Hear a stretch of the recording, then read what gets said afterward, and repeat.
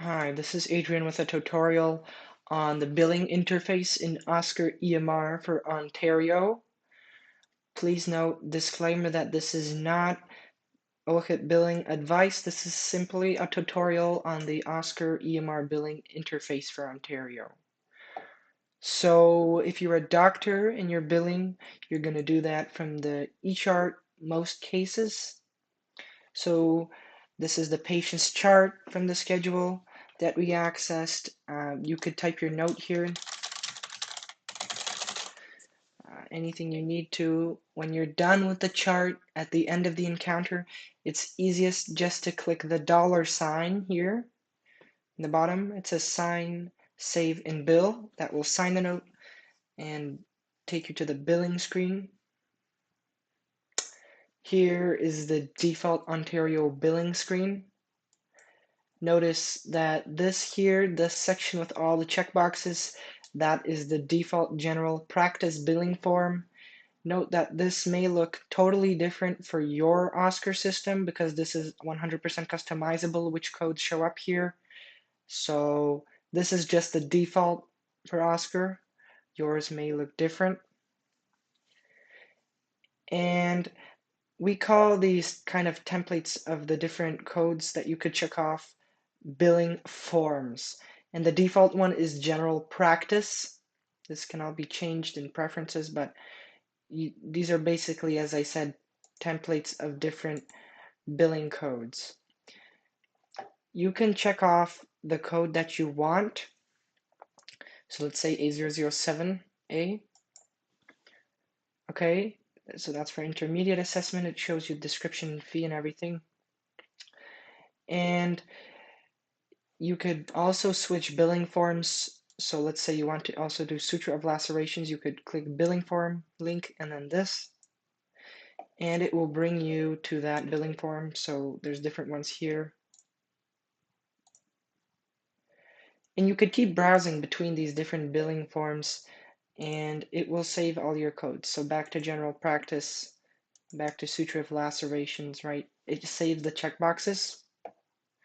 Now, at the top left here, this pink box area section is called specialist billing. This is where if you know a code itself, you could just type it in. So let's do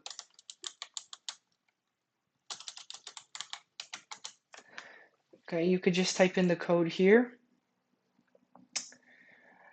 And this is called specialist billing because specialists sometimes, in some cases, need to bill codes by time and percentage, which is why those boxes are there.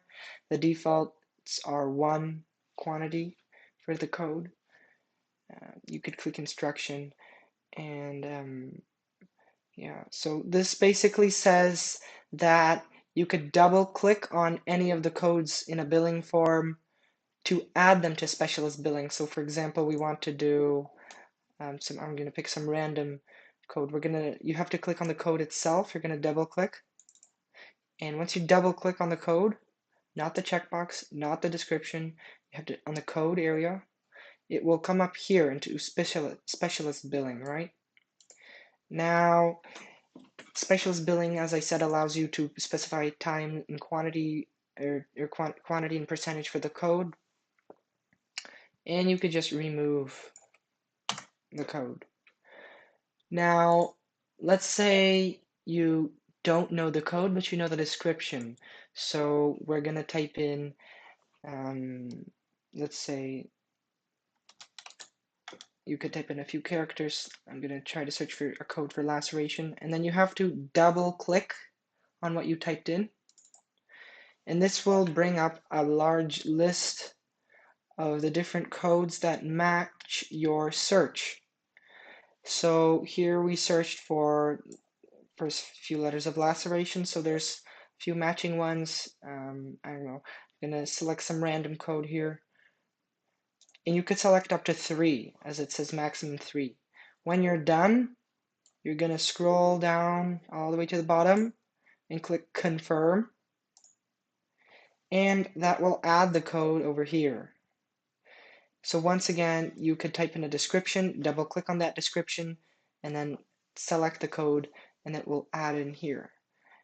If you, for some reason, want to remove it, as I said, you just click and delete and delete. Now, for diagnostic codes, this is for most service codes required, so you want to make sure for most cases you have a diagnostic code. So you could type in either the code itself, so some 3-digit code, and it will show you the description up here. For example, acute sinusitis. Now you could remove this, and you can also type in description. So let's, for example, let's do once again sinusitis. You could first type in a few letters, and you can either, just like with the service codes, you could double click on what you typed in, or you could just click search. Now you notice here there is no match found because that's incorrect spelling. So if you don't see a match or you want to change what you're searching for, you just type in the description here. So you could type in hypertension, for example. I'm going to search for. Now you see a large list of codes. Just like with service code, you're going to select the one you want. This one's common. And then it will put in here. Once again, you could delete that, and it's gone. I'm going to put it back, right? Okay, so at this point, we're done with the service code and the diagnostic code. So right now, let's say this is a referral patient to you. You can check this box, and it will auto-populate the patient's referral doctor information. So in their master record, if they have a referring doctor set, you could check this box and it will apply. But if they don't have one set, you can just click on this link here, refer doctor number, just click that. And this shows you the list of all the specialists in your Oscar system. So in this case, we have Dr. Sam Spade as cardiologist. You could just click that and it will auto-populate that from the specialists list. Okay, now we're done with referring doctor, diagnostic code, and service code. Moving on.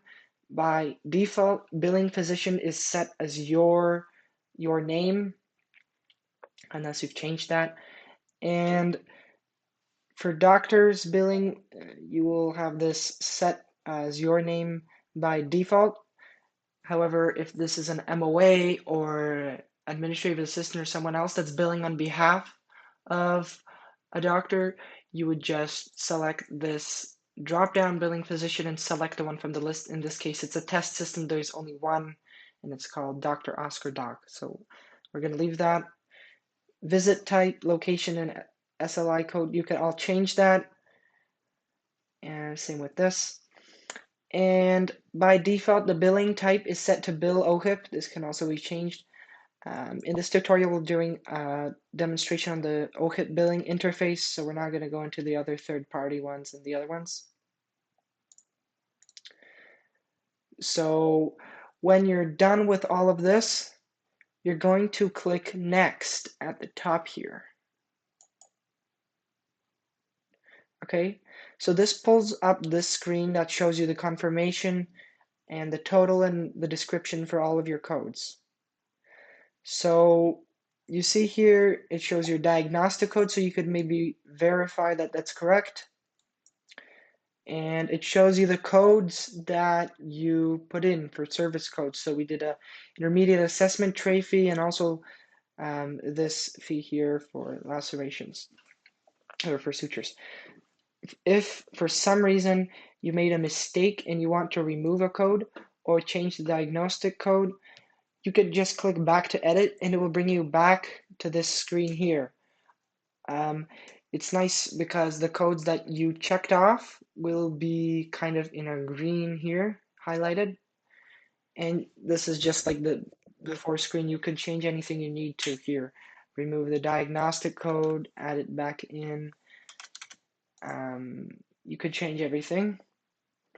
Just note that when you go back to edit, the referring doctor gets deleted. So you may have to put that back if you were using that feature. Once again, when you're done editing, you could click next. Okay. And once again, this brings up the calculation window. And when you're done, you can either click save or save and add another bill.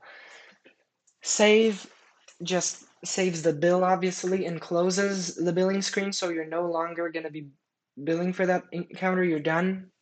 But sometimes you want to save this one and add another bill because some OHIP codes you require to submit them on separate bills. So for this purposes of this demonstration, we're just going to click save. And that brings us back to the schedule screen. And as you notice, this is now marked as billed. So we can tell that we're done.